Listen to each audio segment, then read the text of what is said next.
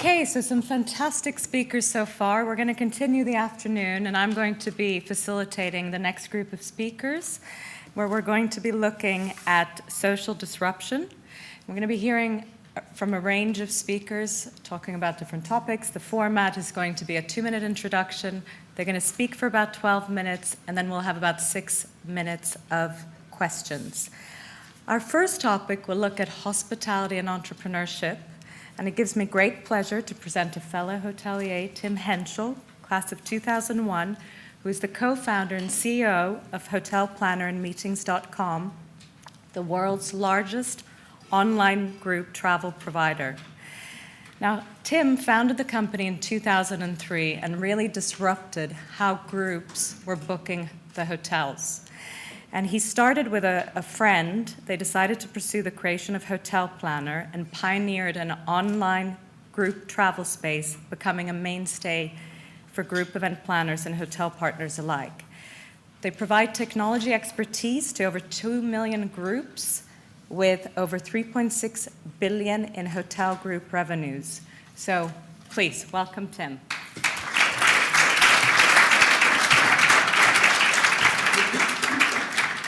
Hello. Thank you to the Cornell Business School for having me as a hotelier.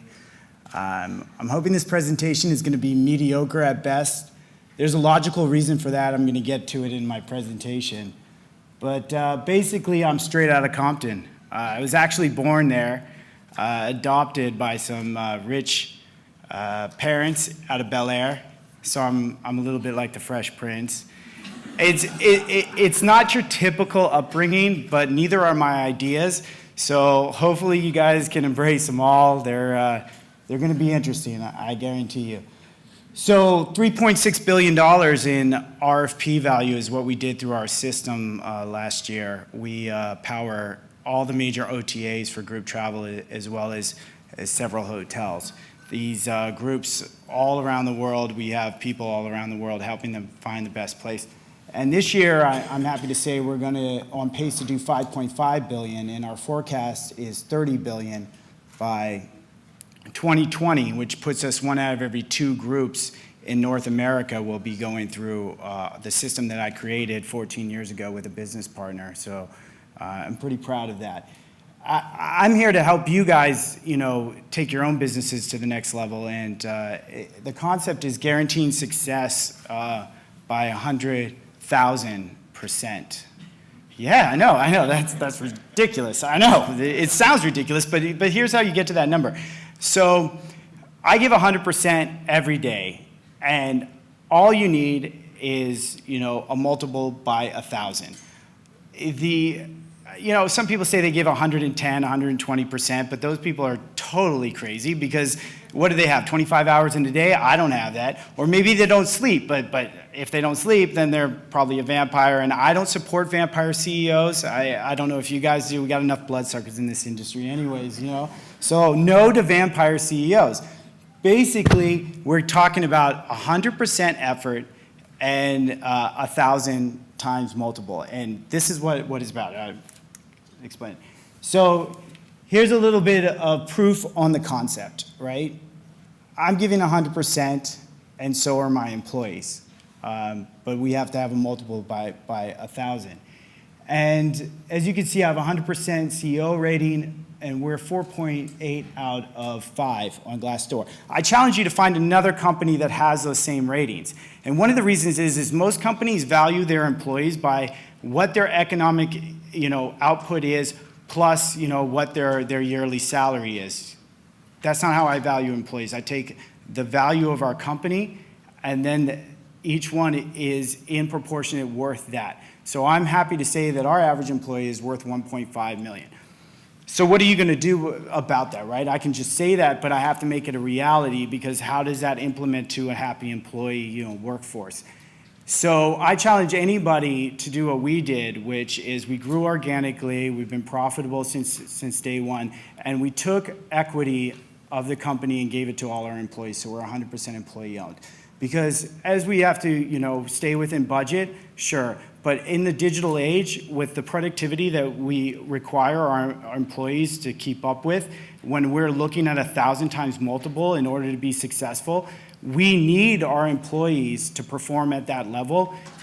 We need them to share in the success of the company, so we need them to be part owners in the company. So we took equity from the company and gave it to all of our employees in an employee equity pool. So, proof of concept again, this is the trend line. Happy employees, just like happy wife, happy life. I say the same thing's true in your business.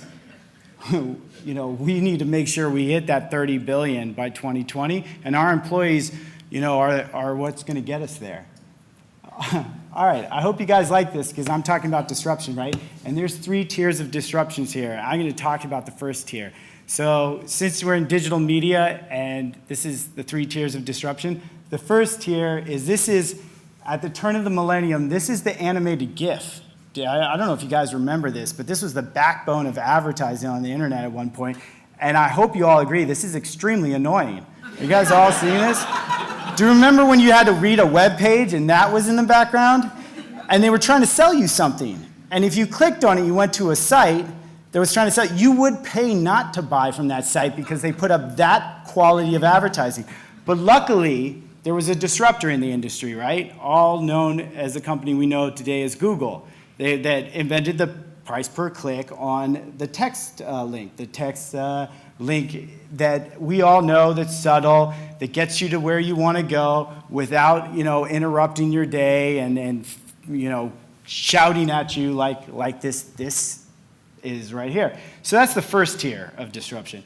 The second tier that's Anthony Kiedis, and that's the lead singer of the Red Hot Chili Peppers that disrupted all the hair bands of the 80s. We're talking the Motley Crue, the Guns N' Roses of the world.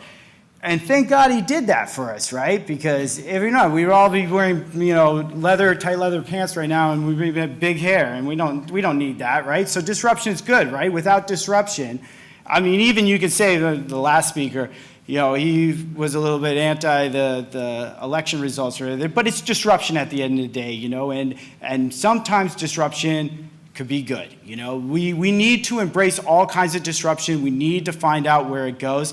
I keep an open mind. I think everybody else, here would accept an open mind, right?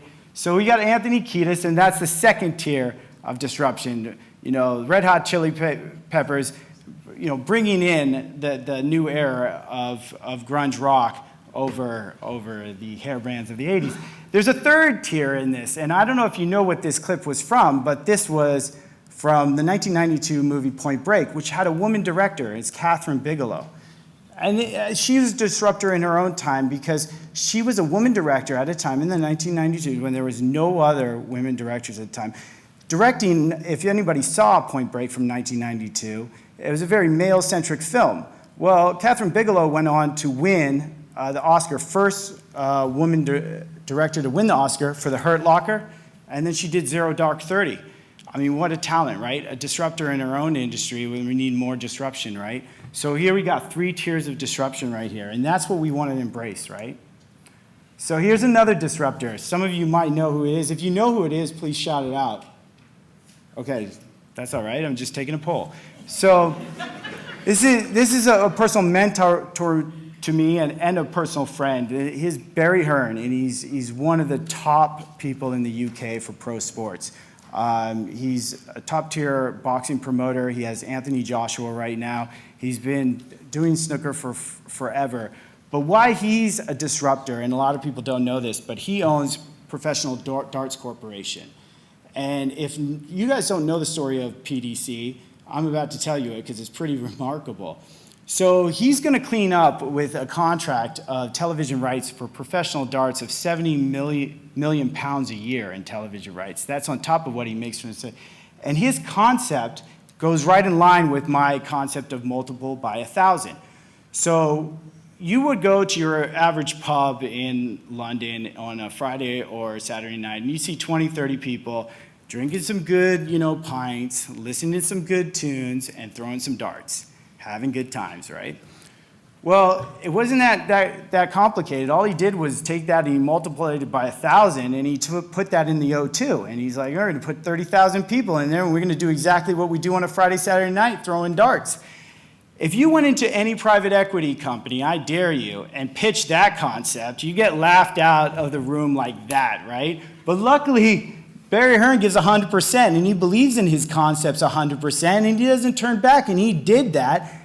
And that's why he is Barry Hearn, and that's why he's making 70 million pounds a year just on TV rights, plus a cut of the bar, where your average person that goes to the darts, 30,000 people, consumes 10 pints per event. So you do the math, tell me if that's not brilliant, and tell me if the smart money behind the institutional money just doesn't get it, right? Again, give it 100%, believe in your idea 100%, and multiply it by 1,000, and it's guaranteed success, right? All right, so here we got another scene here.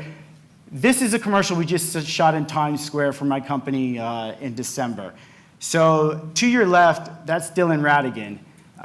The director there is Andrew Jenks. Dylan Radigan, if you know who he was, he had his own show on CNBC for 10 years, and then he had his own show on MSNBC for 5 years. Mortgage meltdown happened in 2008. He got completely fed up with the system, and he said, forget this, I'm out of here, right? So he strapped on his disruption boots and said, I'm going to make a difference in the world, and he created this concept. And if you go online and you look up our TV commercial that runs in the States, you'll see that our TV commercial, alludes to what he's doing right now, which he created a self-contained unit that can be put anywhere. It creates clean water, food, energy. It can be controlled remotely through the internet, and it creates a Wi-Fi signal. So while his colleagues are filming, the chaos and the refugee chaos in Syria, Dylan Radigan used to be on that side of the fence. Now he's the guy that's putting this unit out there. So this, refugee crisis, this humanitarian crisis now has a solution. And that's pure disruption. That's disruption on a level that we can only dream to, do. And not to take nothing away from the people who throw a camera on their shoulder and show the world what's going on and hope to make them aware so that we make changes. But what's cool is this guy, made a difference, and he left that scene to do that. So here's one of the guys I don't know personally, but he is a mentor. If anybody knows who this is, you can shout that out too. Malcolm Gladwell. Yeah, see, finally somebody famous up on the screen. So Malcolm Gladwell wrote 4 books, and one of his books is Outliers. So in the concept of Outliers, it's 10,000 hours makes you a professional at something. We mostly spend 10 to 20 hours doing whatever it is that we dabble in. So we put another 1,000 multiple on that, and we get to be a professional at something. So it's back to my first statement. Mediocre at best in this whole presentation, right? I've done maybe 4 or 5 of these at best, right? So I'm nowhere near my 10,000 hour where I need to be to get to the Malcolm Gladwell limit to be a professional. And this guy, I would be shocked if anybody would know it, but I'm not going to open it up for somebody to throw it out there because I know that some people do know who he is in the audience. So this is my business partner, John Prince, who's the CIO of our company. And so if I'm a disruptor, he's a disruptor, guilty by association, basically. But he came from senior software engineer from IBM and built our technology on a platform that's massive for disruption from the start, all based around the concept that we wanted to have planners that could handle 1,000 groups at any one time with the same customer service as somebody who only did 2 or 3 groups a day. That was always the concept from the very beginning, and we've made it a reality. The way that it's done is through a proprietary system where the back end, any single time you call up, it knows who you are and patches you through to a planner that's directly in the area that you're planning to go to with all the details of what's been found. So even though they're handling groups on a massive scale, they can give you the customer service that's specifically to you, like they were just working on your group right as you called up. This concept is that multiple of 1,000. They can handle 1,000 groups, and the proof is in the concept of our success, but also that we have a net promoter score of 60%. Your average travel online company would have 30% net promoter score. We have 60% net promoter score, so it definitely does work. So that's what gives our company the productivity that we have. That harks back to the first thing that I talked about, which was $1.5 million value to each employee, given the additional productivity that we can get out of every employee, thanks to the technology that this man built. So, John Prince, guilty by association. So, one of John Prince's favorite movies is The Matrix, and I'm wrapping it up right here. And honestly, I have nothing else good to say. But this is only awkward if you make it awkward. And I don't know if we can run this clip. Can we run this clip? How do we run this clip? Oh, yeah, we can. Okay, so this is Group Travel Awards. It's an event that we put on in the industry for all the best group travel suppliers. And if the clip doesn't run, then it's just... We're running out of time. We're out of time anyways. You're not going to appreciate the clip. It's me doing amateur gymnastics. I do a front flip off that stage, and that's how this thing ends. So you're missing out. Oh, well. You'll have to find the clip later. All right. Questions, huh? Yes, thank you.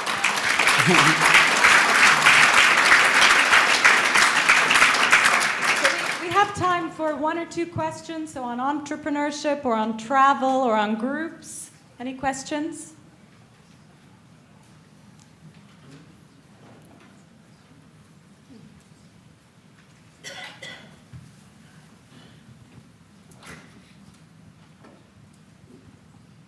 It's a funny question that you were trying to answer with your software, given how old you were.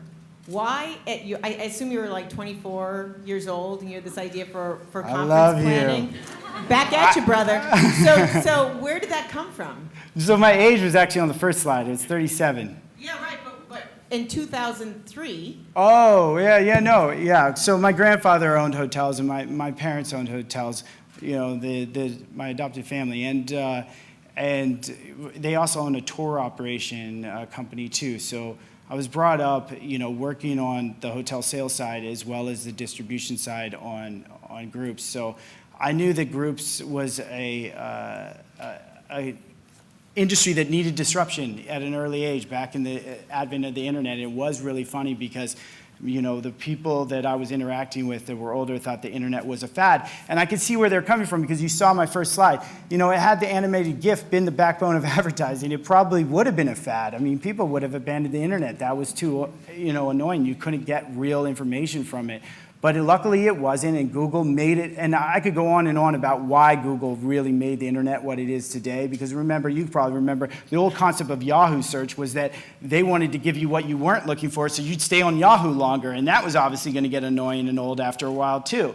But they made it so that the internet is the tool that we have today, where you can instantly get the information you're looking for really quickly. And then the internet took off. And we actually were one of the first advertisers on Google, and we grew with Google, so that explains some of our success. And so, a lot of it you could say that we were brilliant, or you can say we were lucky, maybe we were a little bit of both. I'm still here right now, so it's all the same. But yeah, that's basically it. Thank you, Tim. All right, thank you so much.